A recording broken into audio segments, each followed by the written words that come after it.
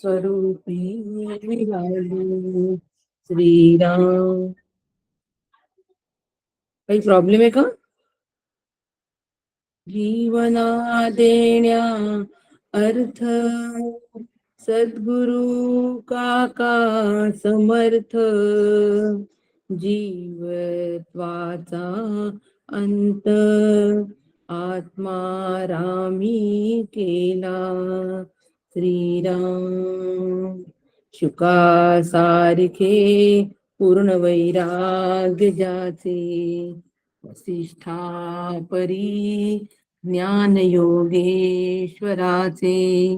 कवी वाल्मिका सारिखा मान्य ऐसा. नमस्कार माझा सद्गुरु रामदासा. श्रीराम समर्थ श्रीराम. परमपूज्य श्री गुरु डॉक्टर काका यांना साष्टांग नमन. परमपूज्य मंदाताई यांच्या पण चरणी साष्टांग प्रणिपात करते.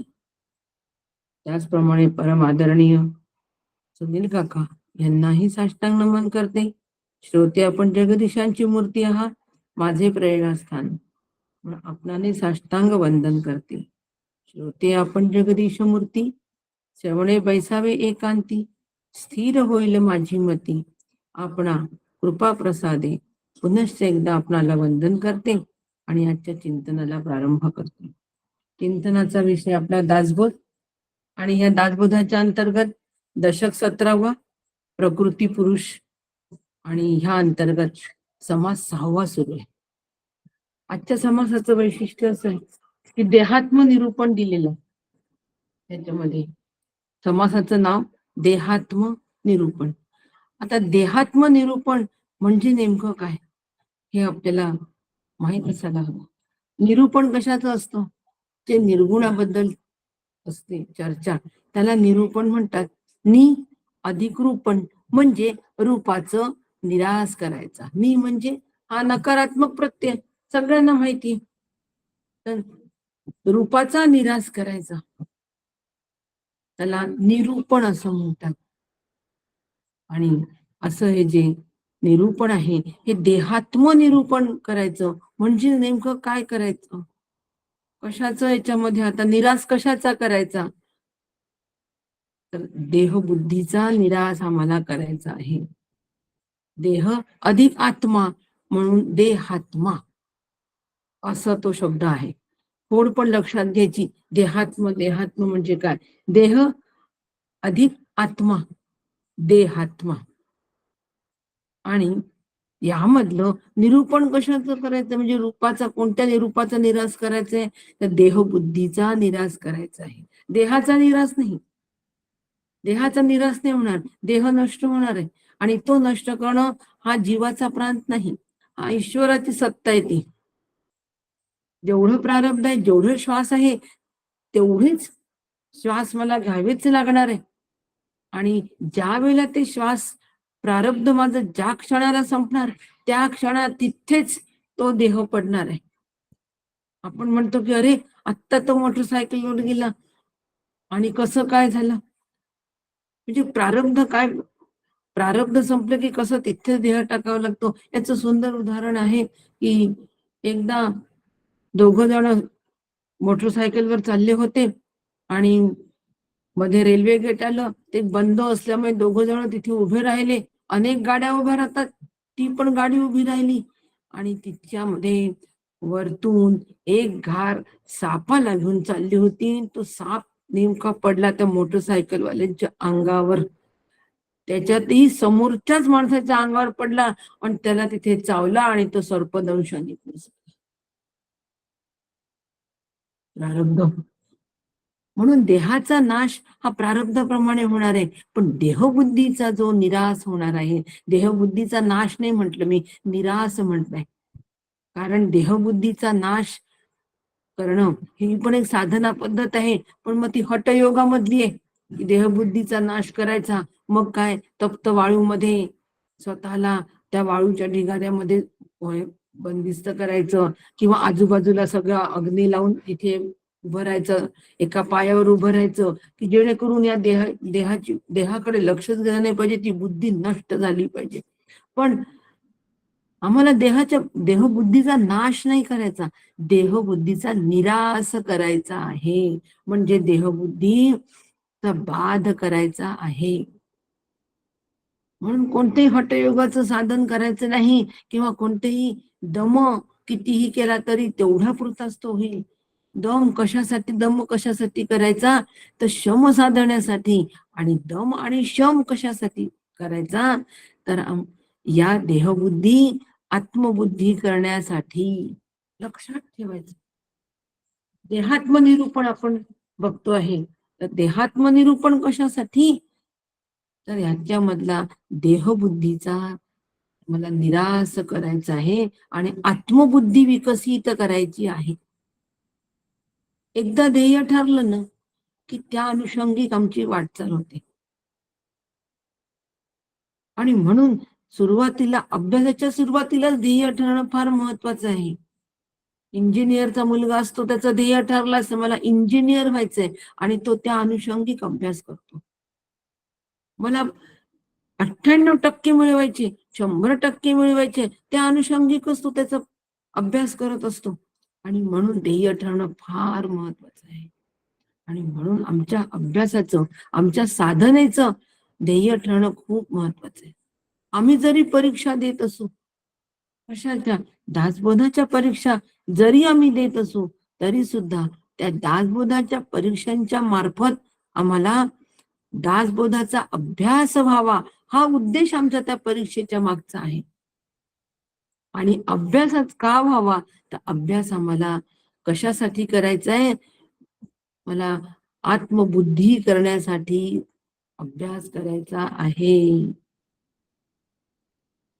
हे पक्क लक्षात ठेवायचं. म्हणून ध्येय अगदी पक्क लक्षात ठेवायचं. आधी ध्येय निश्चिती करणं खूप गरजेचं आहे. ध्येय निश्चिती झाल्यानंतर मार्गक्रमण खूप आवश्यक आहे.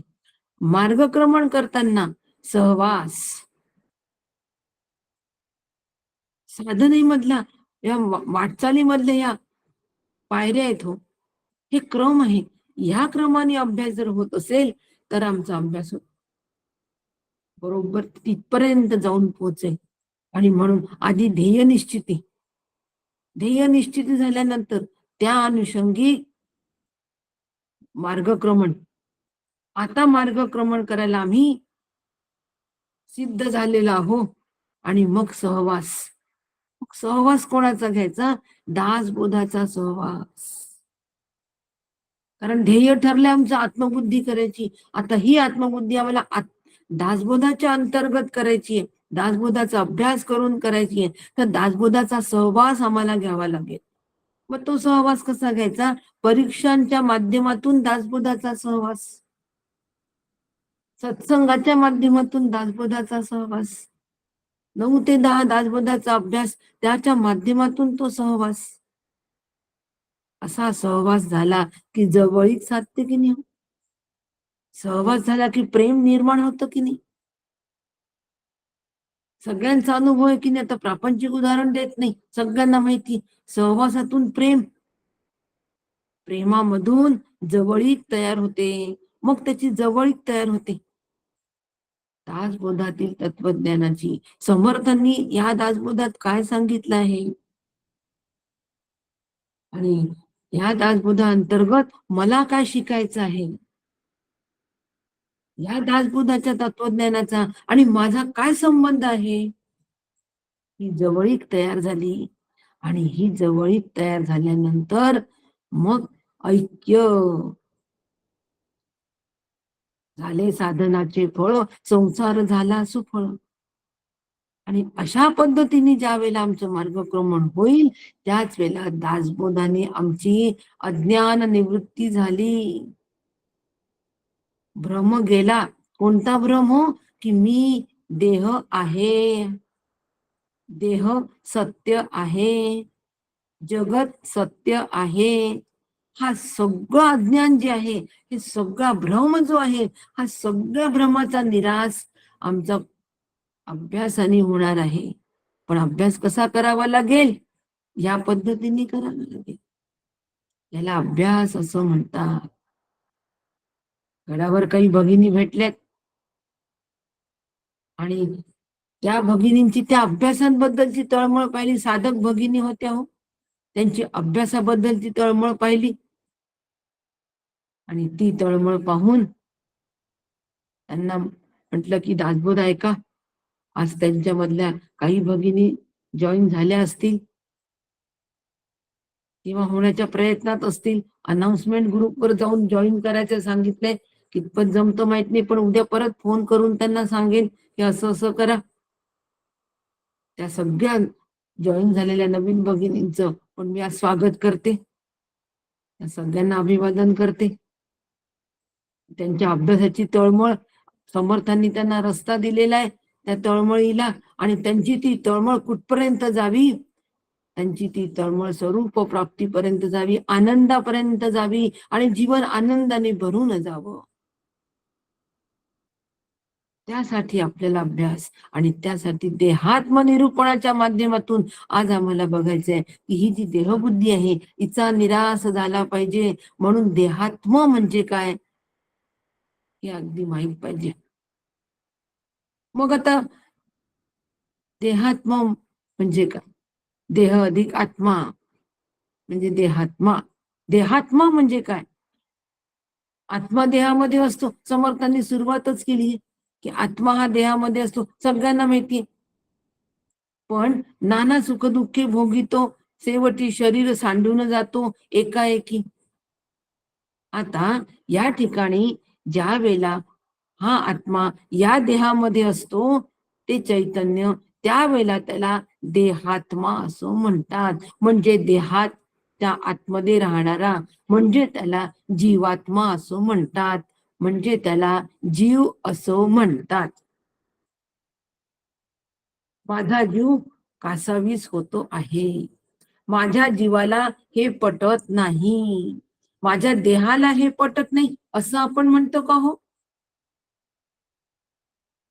माझ्या या हातांनी काम केलं, दोन हातांनी काम केलं, मान्य. आता या दोन हातांनी काम केलं, त्याच्यामध्ये झाली चूक थोडीशी, त्या कामामध्ये झाली चूक. मग चूक झाल्यानंतर आपण काय म्हणतो? अरे, काम थोडस बिनसलं, मला हे काही पटत नाही.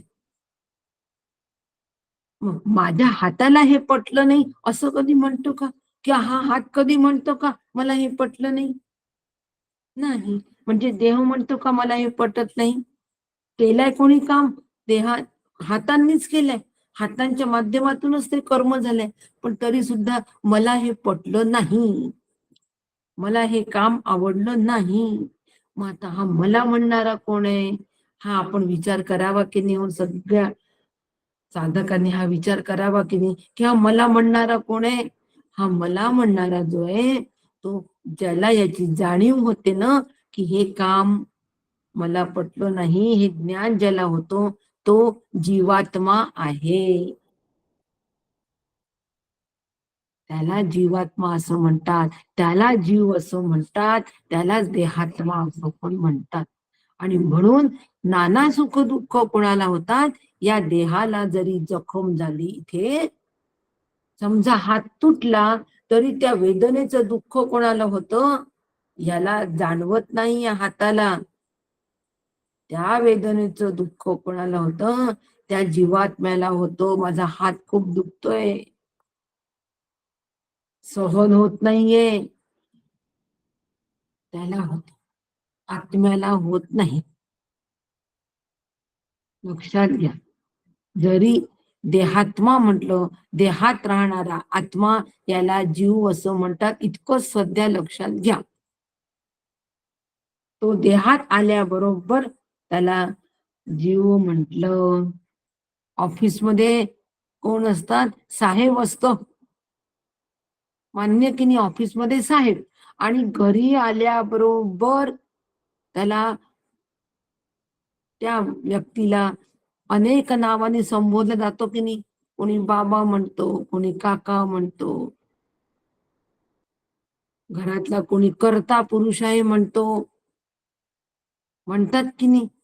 म्हणजे जो ऑफिसमध्ये होता, ऑफिसमध्ये असताना तो या घराच्या सगळ्या नात्यांपासून अलिप्त होता की नाही. मान्य की नाही हे. ऑफिसमध्ये ज्या वेळेला तो काम करत होता, तेव्हा तो या घरातल्या सगळ्या नात्यांपासून अलिप्त होता. आणि त्याची त्याला जाणीव होती, की मी अलिप्त आहे. सगळ्यापासून तो अलिप्त होता. घरात आल्याबरोबर त्याच्या मागे सगळे पाठ सुरू झाले. झाली कटकट सुरू घरात आल्याबरोबर. मुलं म्हणतात, बाबा तुम्ही खाऊ नाही आणलं आमच्यासाठी. घरातली गृहिणी म्हणते की तुम्ही ही वस्तू आणायची विसरलात.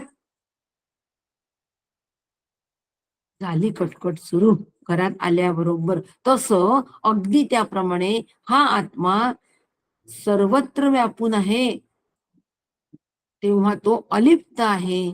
पण त्याचं प्रतिबिंब ज्या वेळेला या बुद्धीत पडलं आणि तो जीव झाला, तो या देहाला मी म्हणायला लागला. आणि म्हणून त्याला देहात्मा असं म्हणतात, त्याला जीवात्मा असं म्हणतात. आणि त्याला सुख दुःख होतं हो सगळं. जीवाला सुख दुःख होतं. आणि जीव शेवटी या देहाच्या बाहेर पडतो आणि तो आपल्या मूळ स्वरूपात चालला जातो. कारण तो आत्म्यापासूनच आलेलं चैतन्य आहे की नाही ते. आत्म्यापासून आलेलं चैतन्य आहे. पाणी समुद्रामध्ये अथांग पाणी आहे, त्याला आपण समुद्राचं पाणी असं म्हणतो. पण तेच पाणी जर आम्ही एका भांड्यामध्ये घेतलं तर त्याला आपण काय म्हणतो, भांड्यातलं पाणी. काय म्हणतो त्याला आपण, भांड्यातलं पाणी असं म्हणतो. आता ते भांड्यातलं पाणी परत समुद्रात टाकून दिलं, भांड रिकामं केलं. आता आपण त्या भांड्याला भांडच म्हणू की नाही, की पाणी. पण पाणी असताना काय म्हणू, पाण्याचे भांडे म्हणू की नाही, पाण्याचं भांड असं म्हणू की नाही. आणि आता ते पाणी आम्ही परत समुद्रात टाकून दिल्यानंतर त्याला आम्ही फक्त भांड म्हणू. अगदी त्याप्रमाणे, अगदी ह्याप्रमाणे चैतन्य निरपेक्ष व्यापक आहे. जसा समुद्र अथांग पसरलेला आहे, त्याचप्रमाणे हे चैतन्य ब्रह्मतत्व अथांग निरपेक्ष आहे, निरपेक्ष व्यापक आहे. आता हे निरपेक्ष व्यापक चैतन्य त्या देहाच्या देह त्याच्या संपर्कात आला आणि म्हणून त्याला जीवात्मा असं म्हटलं. तो स्वतःला देह समजायला लागला म्हणून जीवात्मा असं म्हटलं. आणि मग तो नाना सुख दुःख भोगायला लागला. किती सुख दुःख भोगतो हो तो, तरुण वयात जेव्हा असतो त्यावेळेला तो सगळ्या प्रकारची सुख भोगतो. मग देहात्म्याचं वर्णन आहे. आणि मग त्याचं आपल्याला निराश पण करायचंय. हे का करायचं, देहात्म्याचं वर्णन का करतोय, देहात्म्याचं सगळं स्वरूप का बघतोय आम्ही. तो देहात्मा, तो देह आधी देह मी नाही ह्या निर्णयासाठी. आणि हा देहात्मा जो आहे, हा जीव जो आहे, जीव पण मी नाही. हा जीव मूळचा ब्रह्मरूप आहे, ते मी आहे. देह मी नाही. पण ह्या देहामध्ये असलेला जो जीवात्मा आहे, हा जीवात्मा मूळचा ब्रह्मरूप आहे. आणि ते ब्रह्म मी आहे. तो आत्मा मी आहे. तो आत्मा कसा आहे, आनंद रूप आहे. तो मी पण आनंद रूप आहे. माझा आनंद कधीही हटता कामा नये. माझी प्रसन्नता कधीही हटता कामा नये. देहाला दुःख झालं तरी, जीवाला दुःख झालं तरी, प्रतिकूलता येते त्यावेळेला या जीवाला फार दुःख होतं. शरीराला त्यावेळेला काहीच लागलेलं नाहीये, कोणताच विकार झाला नाहीये. त्यावेळेला या जीवाला अतिशय दुःख होतं. मला जो कोणी बोललं, अपमान केला, दुःख कोणाला होईल हो? देहाला होईल का? अजिबात होणार नाही या देहाला. या देहाला काही कळतं का? अजिबात कळत नाही. कारण हा देह कसा आहे? अचेतन आहे. सगळ्यांना माहिती आहे की नाही, याचा अनुभव अचेतनाचा अनुभव आहे की नाही, स्वतःबद्दल नसले तरी बघतोच आहे की नाही. मृतदेह अचेतन जड आहे, तो काही करू शकतो का? नाही. मग कोण करतो हो? त्याच्यामध्ये असलेलं चैतन्य, म्हणजेच तो जीवात्मा. त्याच्यामुळे हा चेतन असल्यासारखा वाटतो. आणि त्या जीवात्म्याचं सगळं निरूपण, त्या जीवात्म्याचं सगळं वर्णन इथे केलेलं आहे की तो जीवात्मा केवढा दुःखी असतो. म्हणून पूर्ण दुःख मीमांसा या समासामध्ये समर्थांनी केलेली आहे. दुःखाची मीमांसाच केली आहे की कसा कसा हा जीव दुःख भोगतो. मग एकदा आम्हाला कळल्यानंतर, हे कशासाठी आम्ही अभ्यास करायचा? एकदा आम्हाला हे कळल्यानंतर की हा जीव कशा पद्धतीने दुःख भोगतो, त्या प्रत्येक वेळेला आम्ही सावध राहायचं. आणि मी जीव नाही, मी देह नाही, जीव मूळचा ब्रह्मरूप आहे. ते ब्रह्म, तो आनंद रूप आत्मा मी आहे. मी आनंद रूप आहे. दुःखाशी माझा काडीचाही संबंध नाही. दुःख माझ्यासाठी आगंतुक आहे. हा निर्णय जर आपला झाला तर जीवनामध्ये काय आनंदाची बहार येईल. म्हणून काल सार शोधन घेतलं, नगर ग्रुपवर एक उदाहरण दिलं की हा देह कसा आहे? हा देह टाकाऊ आहे. मान्य आहे की नाही सगळ्यांना? देह टाकाऊ आहे. केव्हा टाकाऊ होईल हो हा देह? हा देह केव्हा टाकाऊ होईल? ज्या वेळेला या देहामधलं टिकाऊ तत्व, काय आहे टिकाऊ तत्व? कोणते? टिकणारं तत्व कोणते? टिकणारं तत्व चैतन्य, आत्मचैतन्य. हे टिकणारं तत्व जोपर्यंत या देहात आहे तोपर्यंत हा देह टिकणार आहे. ज्या वेळेला हे टिकणारं तत्व या देहाला सोडून जाईल, पाण्याचं भांड रिकामं केलं, पाणी समुद्रात टाकलं, कुठे गेलं पाणी? पाण्यात मिसळलं. हा देह ज्या वेळेला हे टिकाऊ तत्व या देहाला सोडून जाईल तेव्हा हा देह टाकाऊ होतो. म्हणून हा देह मी नाही, मी टाकाऊ तत्व नाही, मी टिकाऊ तत्व आहे, टिकणार तत्व आहे, मी स्थिर तत्व आहे. त्या स्थिर तत्वावर हा अस्थिर देह आहे. हा सगळा अभ्यास मला करायचा आहे. मग आता म्हणजे दुःख माझ्या जीवनामध्ये येतात आहे, हा दुःख भोगणारा हा जीवात्मा आहे. मग मी माझा दुःखाशी संबंध नसताना मी दुःख भोगावं का? देहाशी माझा संबंध असताना मी दुःख भोगावं का? अजिबात मी दुःख भोगायचा मला अधिकार नाही. जीव सुखाचा प्रवासी, दुःख जराही नको त्याचे. जीव कसा आहे? मूळचा सुखरूप आहे. दुःख जराही नको त्याला. परी दोन्ही तो सोसी अनिवार्यपणे. परंतु दोन्ही पण सुख आणि दुःख दोन्ही तो अनिवार्यपणे सोसतो.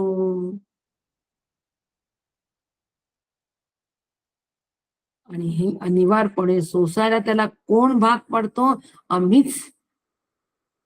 अज्ञान, आमचं अज्ञान. आमचं स्वरूपाबद्दलचं आत्म्याबद्दलचं अज्ञान दुःख भोगायला भाग पाडतो. आणि मग तो कसा कसा दुःख भोगतो? तरुणपणामध्ये तो इंद्रिय कार्यक्षम असल्यामुळे सुख भोगतो सगळी, पण वृद्धावस्थेमध्ये तीच इंद्रिय दुर्बळ झाल्यामुळे दुःख भोगतो. तरुण वयात आईस्क्रीम खाणार आम्ही, काय आईस्क्रीम खात होतो ऐन थंडीमध्ये. आता मात्र उन्हाळ्यात सुद्धा आईस्क्रीम खाल्लं की उबळ येते हो.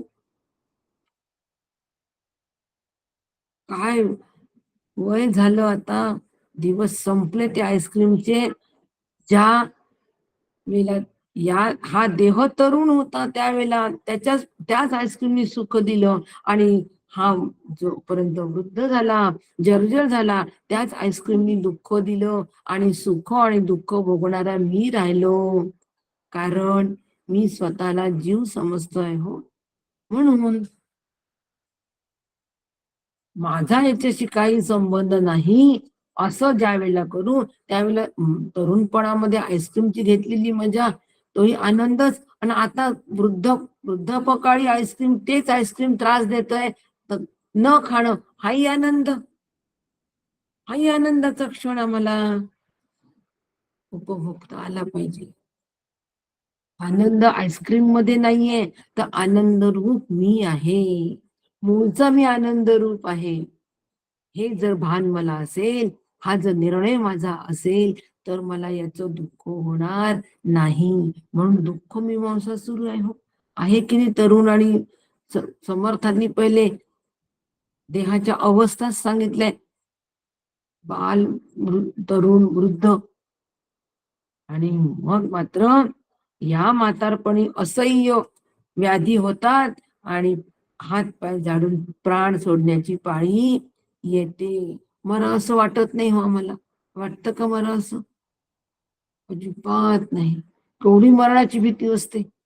आत्ता जर का मी सांगितलं इथे की आत्ता न्यूज आली आहे टीव्हीवर की भूकंप होणार आहे, फटाफट घराच्या बाहेर पळा, किती जण मीटिंग अटेंड करतील हो माझ्या सकट. मी आपल्याला नाही म्हणत, माफ करा, माझ्या सकट मीच इथून पटकन बाहेर पडेल. मी असा विचार नाही करणार की उद्या ना भूकंप झाला तर झाला, मी सत्संग सोडून जाणार नाही, असा विचार मी करणार नाही. मी सुद्धा इथून पळायचाच विचार करेन. म्हणून मरावं असं कोणालाच वाटत नाही. मग आता हा जो आत्मा आहे हा या देहामध्ये प्रवेश केलेला आहे चैतन्याने, चैतन्य रूपाने प्रवेश केलेला आहे त्यांनी. म्हणून आमचा देह सगळा हालतो, बोलतो, चालतो, जातो, उठतो, बसतो, नावं ठेवतो, तारीफ करतो, निंदा करतो, सगळं करतो, हे त्या चैतन्यामुळे आहे. तर मग आता ह्या चैतन्याचा आणि देहाचा काय संबंध आहे हो? शरीर तर अचेतन आहे, आत्ताच सांगितलं. आणि चेतन काय आहे? आत्मा. यातलं जे चैतन्य आहे, हे यातलं चैतन्य हे आत्म्याचं स्वरूप आहे. म्हणून हा देह चेतन असल्यासारखा वाटतो. याचा काय संबंध आहे दोन गोष्टीचा? तर समर्थ म्हणतात देह आणि आत्मा यांचा कल्पित संबंध आहे. म्हणजे कल्पनेने तयार केलेला संबंध आहे. कल्पना ही सगळी, ही सगळी कल्पना आहे आणि कल्पित संबंध आहे हा. मग आता संबंध किती असतात आला की नाही प्रश्न?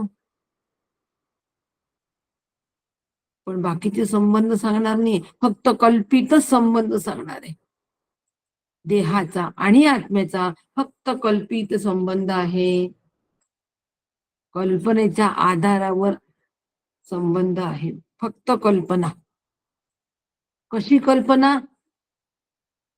रज्जू पडलेली आहे आणि रज्जू पडलेली असताना तिथे आम्हाला साप दिसला आणि आम्ही दचकलो, साप म्हणून तो येईल आणि आम्हाला आता चावेल म्हणून दचकलो. काय केली इथे आम्ही? कल्पना केली की नाही? आम्ही कल्पना केली की नाही की हा साप आम्हाला चावेल ही कल्पना केली, त्यांनी भ्यायलो, दरदरून घामच फुटला की नाही. मग आता त्या खरंच साप आणि दोरी यांचा खरंच संबंध आहे का काही? अजिबात संबंध नाही. पण तरी आम्हाला साप वाटला की नाही तो, म्हणजे आम्ही कल्पना केली की नाही, त्या दोरीवर आम्ही सापाची कल्पना केली की नाही. जेवी भ्रमे सर्पत्व दोरीवरी, सर्पावर आम्ही दोरीची कल्पना केली आणि आम्हाला भ्रम झाला. कल्पना केल्यामुळे भ्रम झाला की तो साप आहे.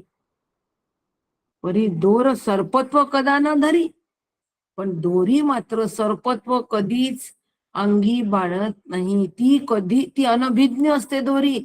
आपल्या आपण जे आहोत सर्प वाटतोय बाकीच्यांना, याच्यापासून ती अनभिज्ञ असते. ती सर्पत्व धारण करीत नाही.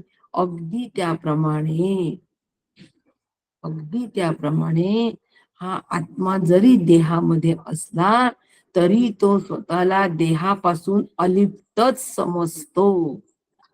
देहाच्या सगळ्या व्यापारापासून तो स्वतःला तो अलिप्त आहे समजतो. नाही हो, तो अलिप्तच आहे. शब्द रचना अभ्यासाच्या वेळेला नीट एक एक शब्द तोडून वापरून वापरायचा. समजतो म्हणजे जणू काही झाला नाही, आहेच.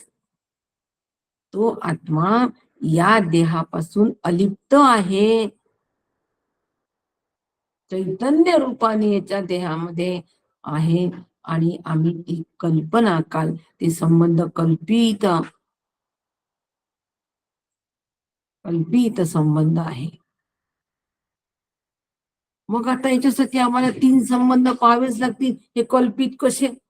कोणतीही व्यवहारामध्ये 4 संबंधांनी व्यवहार असतो. एक संयोग संबंध म्हणतात, म्हणजे योग होणे. म्हणजे झाड आहे, चिमणी आहे. आता झाडावर चिमणी बसली म्हणजे झाडाचा आणि चिमणीचा संबंध आला की नाही, त्याला संयोग संबंध असं म्हणतात. झाडावरची चिमणी, आपण काय म्हणतो, पहा त्या झाडावरती चिमणी बसली, मान्य करतो की नाही एकदम, हो. काळी चिमणी त्याच्यावर बसली, काळी चिमणी निळी चिमणी आहे, पण आहेच. आता बावल्यांची गाणे बायकांना माहित असतात. बसली कोणत्या तरी झाडावर, म्हणजे चिमणीचा आणि झाडाचा संयोग आला म्हणून आम्ही म्हणतो बरोबर आहे. पटतं की नाही आपल्या बुद्धीला? झाडावर चिमणी, ती कुठे चिमणी आहे? ती झाडावर आहे. संयोग संबंध पटला, कारण तो दिसलाच आहे. आता समवाय संबंध म्हणजे सारखा. मग कोणता संबंध आहे तो? कापड आणि कापडामध्ये असलेला धागा यांचा एकच संबंध आहे, सारखाच संबंध आहे, समवाय संबंध. पटलं की नाही हो? की धाग्याशिवाय कापड तयार होऊ शकत नाही. कापड आहे म्हणजे धागा आहेच. सुंदर कापड आहे, धागा फार छान आहे, याचं टेक्स्चर फार छान आहे, धागा फार सुंदर आहे. रेशमी धागा आहे कापडाचा. रेशमाचं वस्त्र आहे म्हणजे रेशमी धागा आहे. टेरिकॉटचं वस्त्र आहे म्हणजे टेरेलिन आणि कॉटन यांचं मिक्स केलं ते टेरिकॉट झालं. तो धागा आहे हो हा. म्हणजे धाग्याशिवाय वस्त्र नाही. पटलं की नाही आपल्याला? समवाय संबंध, हो हो बरोबर आहे, पटला. मग असा कल्पित संबंध, समवाय संबंध. आता तिसरा कल्पित संबंध नाही, संयोग संबंध, समवाय संबंध, तादात्म्य संबंध. तादात्म्य म्हणजे त्याच्याशी ऐक्य झालं. बर्फ आणि गारवा, गारवा बर्फाला सोडून राहतो का? नाही. गारव्याने जर बर्फाला सोडलं तर त्याला बर्फ म्हणू का? नाही. तो बर्फ का म्हणतो? थंडगार असतो म्हणून बर्फ म्हणतो. पटलं की नाही हो? बरोबर आहे हो. म्हणजे संबंध 3 पद्धतीने आम्ही बघितले की नाही. मग आता देहाचा आत्म्याचा संबंध असा आहे का? संयोग संबंधासारखा आहे का? बरं, समवाय संबंधासारखा आहे का? समवाय संबंधामध्ये तंतू आहे म्हणून कापड आहे. धागा आहे म्हणून कापड आहे, धाग्याशिवाय कापड नाही. कापडाला अस्तित्व धाग्यामुळे. तसं इथे देह नाही, देह नाही तर आत्मा नाही असं कधी होतं का? देह असो की नसो आत्मा आहेच. आत्म्याचं अस्तित्व या देहावर अवलंबून नाही, पण देहाचं अस्तित्व आत्म्यावर आहे. म्हणजे समवाय संबंध आहे का यांचा, देह आणि आत्मा यांचा? नाही. संयोग संबंध आहे का? झाडावर बसलेली चिमणी त्यांचा संयोग झाला, असं आत्मा आणि देह यांचा संयोग कधी कुठे दिसला का? नाही. बरं, तादात्म्य, तादात्म्य संबंध तरी आहे का? नाही, अजिबात नाही. तिन्ही संबंध जर नसतील, परंतु आत्म्याशिवाय देह नाही. आत्मा नसेल तर देह मृत प्राय होतो, अचेतन आहे. म्हणजे संबंध तर नाहीये. समवाय संयोग आणि तादात्म्य संबंध नाही, हे तर आम्हाला पटलं बुद्धीला की यांच्यासारखा आत्मा आणि देह यांचा संबंध नाही. मग आत्मा आणि देह यांचा संबंध कसा आहे? तो जसा आहे अध्यासिक, तो काल्पनिक संबंध आहे. कल्पनेनी शास्त्रकारांनी संबंध तयार केलेला आहे. तिरंगा आणि भारत. आता तिरंगा जेव्हा असतो, तो तिरंगा म्हणजे भारत आहे. आता भारताचे असे 3 भाग झालेले दिसले का? 3 रंग भारतामध्ये आले का? नाही. परंतु तिरंगा म्हटलं की आम्हाला पटकन भारतच आठवतो. तिरंगाला सॅल्यूट मारलं म्हणजे भारताला, भारत मातेला सॅल्यूट केला. मग हा संबंध आम्ही कसा कल्पनेने जोडून आणला की नाही हो? तिरंगा आणि भारत यांचा संबंध कल्पनेने जोडून आणला की नाही? सुनील काकांनी सांगितलेलं उदाहरण आहे. मग ज्या वेळेला आमचा तिरंगा पायदळी तुडवला जातो, शत्रू शत्रू पायदळी तुडवतात तिरंगाला, तर दुःख कोणाला होतं? शत्रूंनी जर ते कापड पायाखाली तुडवलं तर दुःख प्रत्येक भारतीयाला होतो की नाही? अपमान प्रत्येक भारतीयांचा होतो की नाही? नक्की होतो. प्रत्येक भारतीयांना, प्रत्येक सैनिकाचा अपमान झाल्यासारखा वाटतो आणि दुःख होतो आणि क्रोधाने तो पेटून उठतो.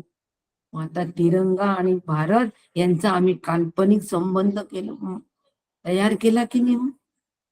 मानलेला भाऊ, मानलेली बहीण.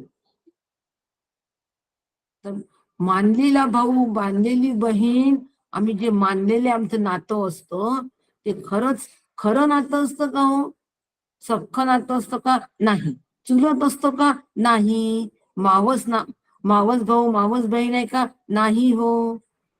आते बहीण नाही, मामे बहीण नाही, मावस बहीण नाही, चुलत बहीण नाही, दूर दूरची नाही. मग मानलेलं नातं म्हणजे कल्पनाच केली की नाही त्या नात्यामध्ये की ही व्यक्ती जी आहे ही माझी बहीण, कल्पना केली की नाही? आता ही कल्पना केल्यामुळे काय होतं? माझ्या मानलेल्या बहिणीला खूप दुःख असतं आणि तिचं दुःख पाहून मग मला पण दुःख होतं. होतं की नाही? तिचं दुःख पाहून मला पण दुःख होतं, कारण ती माझी मानलेली बहीण ही कल्पना असते. मग जो या कल्पनेला घट्ट धरून बसतो, जो देह आणि आत्मा यांचा संयोग जो आहे, कल्पित संयोग आहे, हे लक्षात घेत नाही, त्याला दुःख होतं. हे कल्पित संबंध आम्ही लक्षात नाही घेतल्यामुळे आम्हाला दुःख होतं. मानलेल्या बहिणीचा कल्पित संबंध आम्ही लक्षात घेत नाही, म्हणून आम्हाला तिच्यावरचं संकट हे आमच्यावरचं संकट वाटतं. उगीच ओढवलेलं संकट आहे. आम्ही तिच्यावर आलेलं संकट हे माझ्यावर आलेलं संकट ओढवलेलं संकट नाही का? छान ओढवलेलं संकट आहे, छान ओढवून घेतलं आम्ही संकट आहे. अगदी त्याप्रमाणे देहाला विकार झाला तर मला दुःख होतं. कोणी मला अपमानास्पद बोललं तर मला दुःख होतं. म्हणजे या जीवात्म्याला दुःख होतं, कारण या जीवात्म्यानी कल्पनेनी स्वतःला देहाशी बांधून ठेवलं. त्याचं काम काय होतं? फक्त चैतन्य या देहामध्ये चैतन्य हे करायचं, चैतन्य सगळीकडे पसरवून द्यायचं. एक दृष्टांत म्हणून भाषा अशी वापरते मी. त्याचं काम होतं की या देहरूपी घरामध्ये चैतन्याचा प्रकाश सगळ्या देहावर टाकायचा आणि मग या देहाने कार्य करायचं आणि यांनी शांतपणे बसून ते कार्य बघायचं. सगळ्या हालचाली बघायच्या, सगळे देहाचे व्यापार बघायचे. हे याचं मूळचं काम होतं. परंतु त्या मूळचं काम विसरून गेला. आणि या देहात आल्याबरोबर यांनी देहालाच मी म्हंटल आणि देहाचे व्यापार माझे व्यापार म्हंटल आणि दुःख करीत बसला. आपलं मूळचं स्वरूप विसरला. मूळचं स्वरूप विसरला. मानलेली बहीण, मानलेला भाऊ, अहो हा माझा मानलेला आहे, हे मूळचं विसरलो. मानलेल्या बहिणीवरचं संकट माझं आलं. तसाच हा जीवात्मा आपलं मूळचं विसरून गेला आणि या देहावर आलेलं संकट त्यांनी आपलं संकट मानलं. देहाला झालेला विकार आपला विकार आहे असं त्याला वाटायला लागलं आणि मग दुःख सुरू झालं. लक्षात घ्या, ही मांडणी लक्षात घ्या. कशासाठी देहात्म निरूपण आहे? तर देहात्म निरूपण ह्याच्यासाठी आहे की मी हे जो कल्पित संबंध आहे, हा कल्पित संबंध लक्षात घ्यायचा आणि ते मानलेल्या प्रकारामधून निघायचं. हो, काल्पनिक संबंधामधून निघायचं. मी मूळचा आनंद रूप आहे, आनंद हे माझं स्वरूप आहे. आता ह्या देहाच्या अनुषंगिक ज्या काही प्रतिकूलता येईल त्याच्याकडे मला तटस्थ वृत्तीने बघता आलं पाहिजे. तटस्थ वृत्तीने बघता आलं पाहिजे. हे चैतन्य या देहातेमुळे या देहाचे व्यापार चाललेले आहे. ते चैतन्य मी आहे. माझा या देहाच्या व्यापाराशी काही संबंध नाही. माझा प्रारब्धाशी काही संबंध नाही. प्रारब्धाप्रमाणे देह प्रारब्धावर टाकून दिला. देह प्रारब्धाचा, धन कुबेराचे. देह प्रारब्धावर टाकून दिला, ठेवून दिला, सोपवून दिला आणि मी मात्र आनंद रूप. याला देहात्म निरूपण असं म्हणतात. आणि म्हणून समर्थांनी या ठिकाणी सगळ्या ठिकाणी हे दुःख कसं आहे देहात्मा, आम्ही देह आणि आत्मा यांचं ऐक्य, खरं यांचं ऐक्य करतो, त्याला खरं मानतो आणि आम्ही कल्पित नाही मानत, हे आम्ही सत्य मानतो. आणि म्हणून त्या अनुषंगिक सगळं दुःख मानलेल्या भावाला, मानलेल्या बहिणीला, अगदी आमच्या सख्या बहिणीपेक्षा सख्या भावापेक्षा जवळचा असतो तो. कशाचं मानलेला भाऊ, मानलेली बहीण हो. म्हणतात ते म्हणतात की प्रारब्धाने तुम्हाला जी बहीण जो भाऊ दिलाय ना, त्यांचंच तो पकडता करता पुरे वाट आहे. आता नाही दिला ना तुम्हाला बहीण भाऊ, तर भगवंताचे आभार माना की चल भगवंता, तू आता फक्त माझ्याच पुरता मला विचार करायला संधी दिलेली आहे. पण नाही, आम्हाला चैन नाही पडत. आम्ही मानलेला भाऊ तयार करतो, मानलेली बहीण तयार करतो आणि मग हातभर राख्या. राखी पौर्णिमा नुकतीच झाली म्हणून, आणि भाऊ बीजेला ढीगभर भाऊ मानलेले. हा एवढा प्रपंच भाऊ बीजेला, बहिणीनी प्रपंच भाऊ बीजेला करायचा मानलेल्याचा, आणि भावानी राखी पौर्णिमेच्या दिवशी प्रपंच करायचा मानलेल्या बहिणींचा, आणि छान दुःख करत राहायचं. कारण कल्पित संबंध घट्ट केले, सत्य केले. म्हणून आत्मा आणि देह यांचा कल्पित संबंध आहे, मानलेला संबंध आहे, हे लक्षात घ्यायचं. आणि लक्षात घेऊन आम्ही या सगळ्यांपासून अलिप्त होण्याचा प्रयत्न करायचा. याला असंगत्व असं म्हणतात.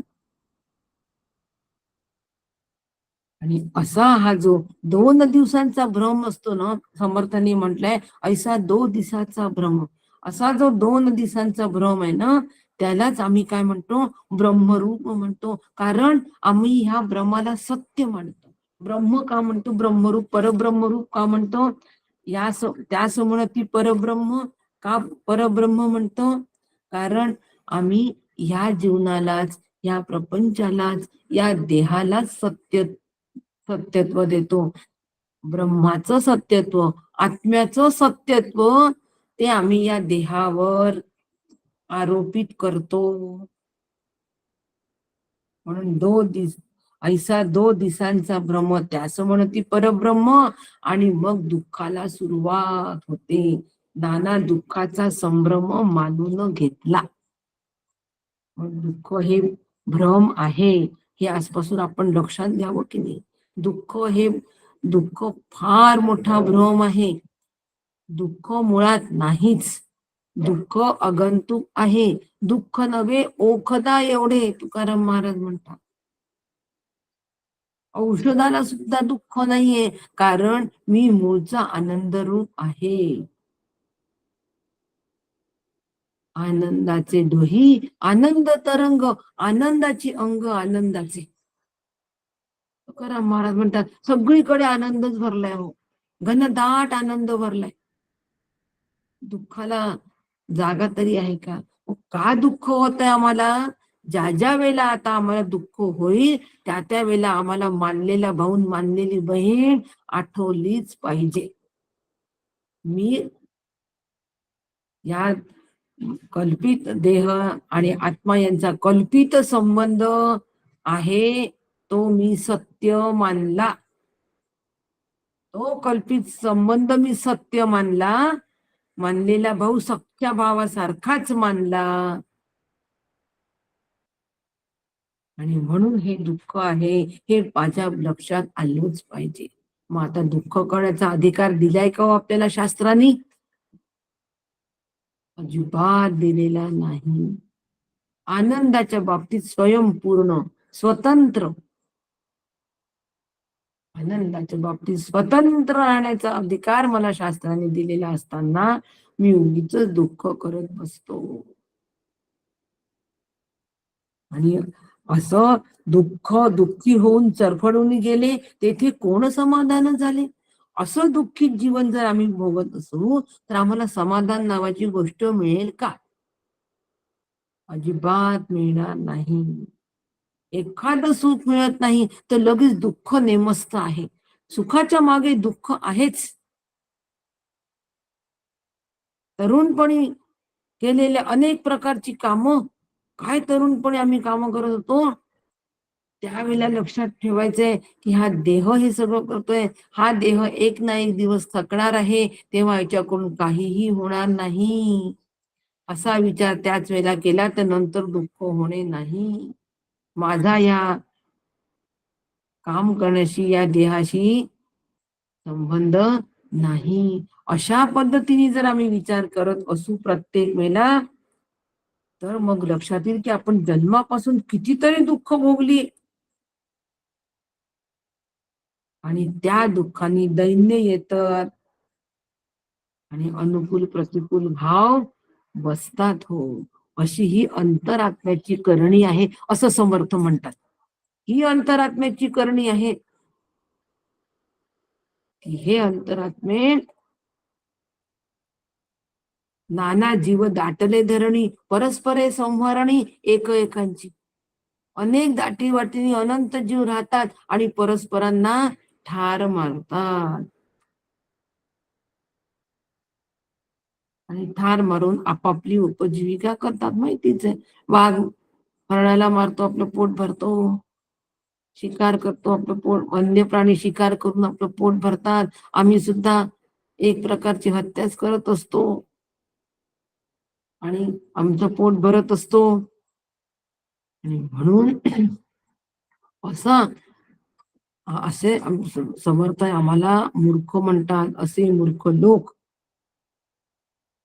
मूर्ख लोक आहे, हे मात्र कशाला परब्रह्म समजतात? बाकी सगळ्या गोष्टीला परब्रह्म समजतात.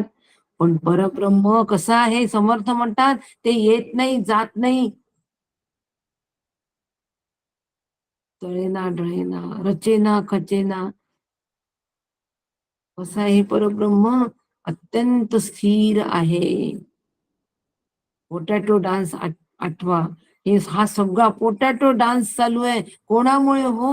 उष्णतेमुळे. कोणामुळे? आत्म्यामुळे, चैतन्यामुळे, चैतन्याच्या अधिष्ठानावर हा सगळा डान्स सुरू आहे, हे लक्षात घ्या.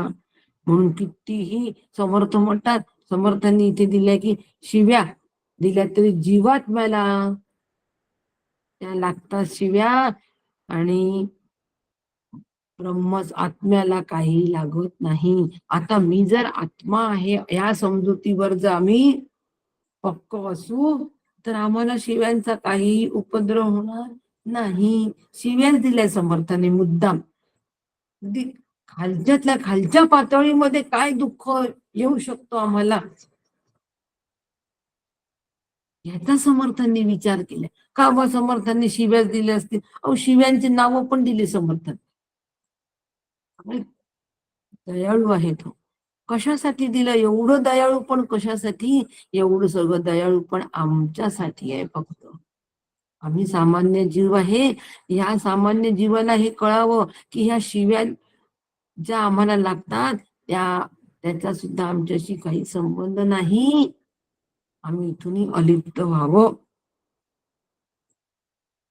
म्हणून सृष्टीमध्ये समर्थ म्हणतात असंख्य जीव आहे, परंतु ज्याचं प्रारब्ध भगवंतानी उत्तम केलेला आहे ना, त्यालाच जसा हा ठाव, जसा तो वैभवाचा ठाव त्याला घेता येतो, ज्याचं प्रारब्ध उत्तम आहे त्यालाच हा वैभव त्याला उपभोगता येतो.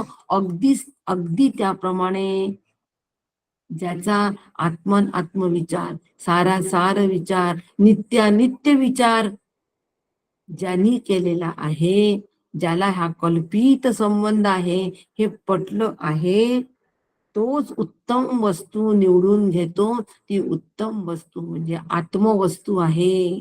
ती आत्मवस्तू म्हणजे आनंद रूप आहे. त्या आनंद रूपतेला तो प्राप्त होतो. जसा तो जसा ईश्वराने उत्तम प्रारब्ध दिलेला व्यक्ती उत्तम प्रारब्ध भोगतो, उत्तम वैभव भोगतो, त्याप्रमाणे आम्ही सुद्धा आनंदाचे कोण आहो हो, धनी आहो. आनंद हा आमचा जन्मसिद्ध हक्क आहे,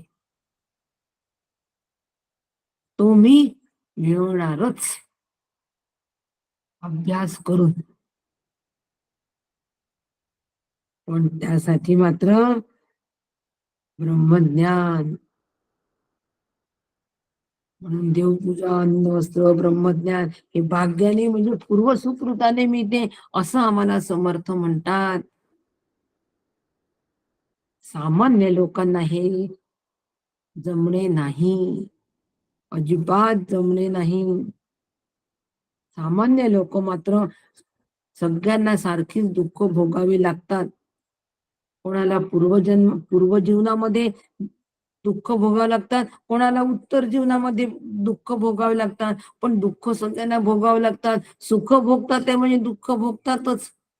आज तारखेचं सुख जर आम्ही उपभोगत असेल, तर उद्या माझी तारीफ जर समजा तुम्ही नाही केली तर मला दुःख नाही का होणार?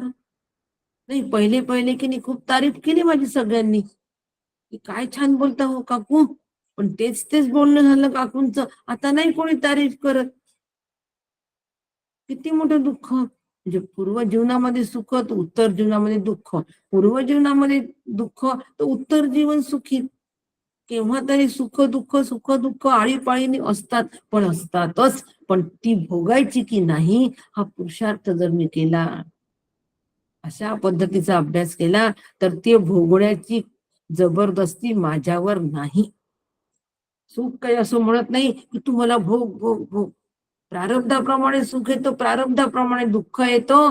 ते भोगण्याची जबरदस्ती माझ्यावर नाही. भोगायचं की नाही मी ते ठरवे. सुख आलं जीवनामध्ये, खूप सुखाचे क्षण आले, मला सुख झालं, तर विचार करायचा, मी मूळचा सुखरूप आहे की नाही, म्हणून मला हे सुखाचा अनुभव येतोय. विचार करायचा, अशा पद्धतीचा विचार करायचा. युक्ती आहे ही, काकांनी सांगितलेली युक्ती आहे. सुखाच्या प्रसंगाच्या वेळेला विचार करायचा, मी मूळचा सुखरूप आहे की नाही, म्हणून मला या सुखाचं ज्ञान होत आहे. आणि दुःख आलं तर, प्रतिकूलता आली तर विचार करायचा की भगवंताची इच्छा, प्रारब्ध, त्याचं नियोजन, त्याच्या इच्छेप्रमाणे हे प्रसंग आलेले आहेत, माझा याच्याशी काही संबंध नाही, भगवंताचा आहे. त्यांनी ते नियोजन केलंय की माझ्या प्रारब्धाप्रमाणे, माझ्या कर्माच्या गाठोड्यातलं कोणत्या कर्माचं फळ द्यायचं, हे त्याने ठरवलेलं आहे. प्रसाद ज्या वेळेला आपण घेतो त्यावेळेला विचार करतो का हो आपण असं की काय प्रसाद मिळाला? एकाला मोठा सफरचंद देतात महाराज आणि एकाला नुसती खडी साखर देतात. कधी मनात येतो का खडी साखर ही प्रसाद आहे आणि मोठा फळ पण प्रसाद आहे? हे जसं दोन्ही प्रसाद म्हणून स्वीकारतो की नाही आपण त्यावेळेला, तसंच आलेली दुःख जी आहे ती भगवंतानी दिलेल्या, माझ्या वाट्याला दिलेली आहे, तो त्याचा प्रसाद म्हणून स्वीकारायची आणि ते जसं आहे तसं भोगायचं आणि आपण आनंदालाच प्राप्त असायचं. देहात्म निरूपण सुख, यांनी मी त्या देहात्म्यापासून वेगळा असेल, असंग राहील, ते कल्पित संबंध मी लक्षात घेईन आणि असं झालं की अंतकाळी जी केविलवाणी स्थिती असते ना हो आमची, शरीराचा अंतकाळ भल्या भल्यांना दीन करतो समर्थ म्हणतात आहे, तो सगळा अंतकाळ जो आहे, जेव्हा आम्ही दीन होतो असं कळतो, त्यावेळेला मात्र दुःखदायक देहा तादात्म्याचे ते स्वरूप आहे हे लक्षात घ्यायचं. ज्या ज्या वेळेला आम्ही दीन होतो ना, त्या त्या वेळेला काही सुचतच नाही हो, आज काही करमत नाहीये. का नाही करमत? कारण आज चहा घेतला नाही. काय तिच्यात चहामुळे तुम्हाला सुचेना असं झालंय, दीन झालोय आम्ही. कुठे चहा मिळतो, कुठे चहा मिळतो? त्याच्यासाठी आम्ही दीन जर होत असेल तर हे देह तादात्म्यामुळे असलेलं दुःख आहे, हे लक्षात घ्यायचं त्याच वेळेला. आणि ही सगळी फजिती आहे, फजिती करून घेण्यात माणूस पटाईत आहे, असं काकांचं वाक्य. आणि सगळी फजिती आहे, ही सगळी फजिती माझी मी करून घेत असतो हो, फक्त देह तादात्म्यामुळे.